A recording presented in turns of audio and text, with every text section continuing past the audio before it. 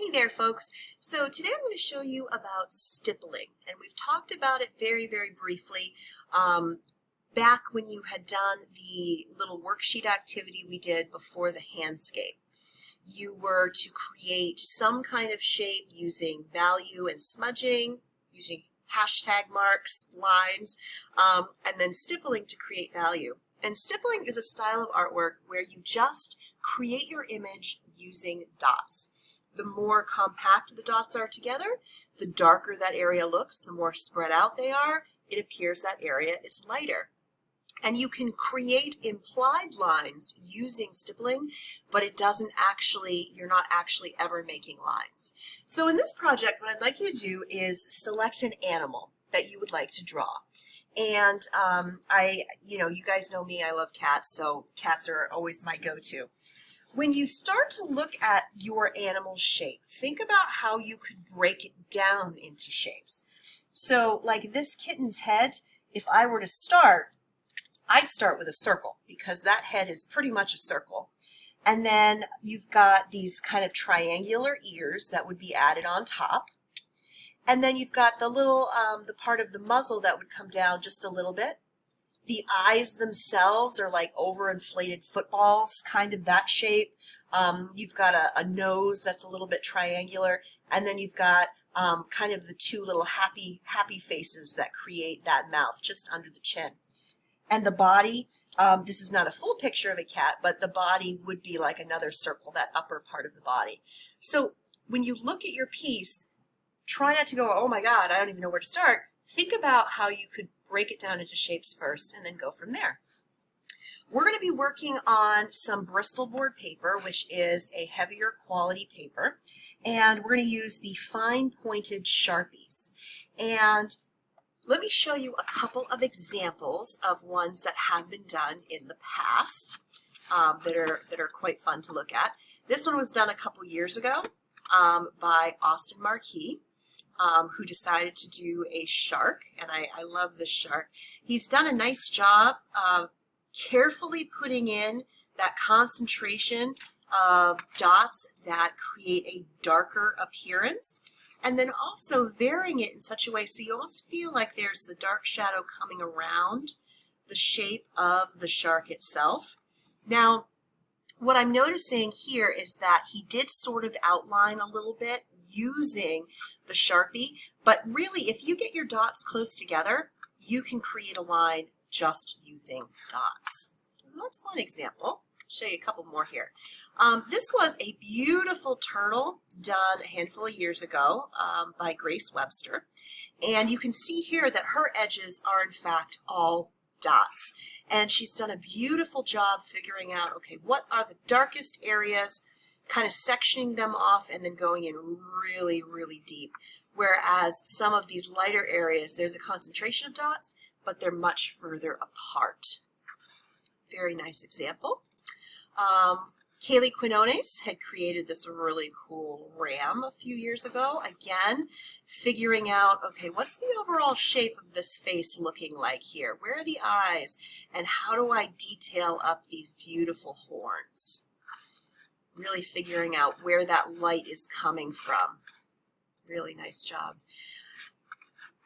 Dana Garcia had done this beautiful chameleon a few years back, which I do believe she named Karma Chameleon, which makes total sense. And you can really get a sense of where the light is coming from this direction here. She's got these beautiful contrasting darks where we've got some areas that are highlighted and really don't have any dots in them at all. And this beautiful curve that comes around that tail expressing those darks. So what you really are trying to go for is capturing the overall shape and any shapes that you might see inside your animal, along with really figuring out where that light's coming from. So here's how you might end up getting started. So I've started mine. Here's my paper, okay? And I started just how I had described to you. So I started with that circle very lightly on my paper, and I figured out where those triangular ears were going to be. And I figured out where that nose was going to be, and then the smiley faces. and that chin area, and I've just only lightly just sketched the outside of the body. Now for me, I like to start with eyes. So you can see where I have started working in here, and if I'm looking really close at this eye here, there's a lot of dark. There's a lot of dark that's happening. So I'm going to go in and I'm going to add some more dots around the bottom part of the eye. I'm noticing I got a little bit of a blob going right there, so I'd probably go back and fix that. But now I'm going to go in and I'm going to do a second layer of dots to thicken that line a little bit. And if you miss spots, you can always go back and add in some more dots. And I'm going to bring some up along here because I want to darken this whole section in here. And darken a little bit more at the top. Now, I went to college with a fella who actually, all he really did on his own was stippled art, and he absolutely loved it. He was really good at it, too. He made these beautiful cars, absolutely stunning cars. So he had a lot of trouble when it came to working with any kind of material that required him to really kind of lose some control a little bit. So right here, I'm going to start adding in what could be considered the slit of the eye. And because there is some color, I'm going to spread out a few dots to show that it's not perfectly white, but there is something going on there. So now you can kind of see that the way I've done this, I have drawn with the stipples, but I've also left room for lighting with this eye as well.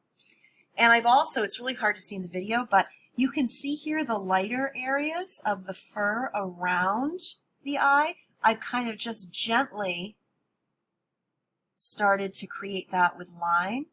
And I could go in pretty easily and make these dots pretty far apart just to give myself a sense of where that lighted area is going to be. And I'd probably end up going darker on the outside here. So it's all about your concentration of dots. And you are going to, on your Bristol board, lightly sketch first, then go in with your Sharpie. Then when you're done with an eraser, a pretty good eraser, you're just going to gently erase out any pencil marks, and it's going to be fantastic. Okay? So if you have any questions on stippling, just let me know. But we don't use a lot of materials for this, and it's something that you can do. It's kind of methodical, and it's just really nice and relaxing. So have fun with it. But again, if you have any questions, just let me know.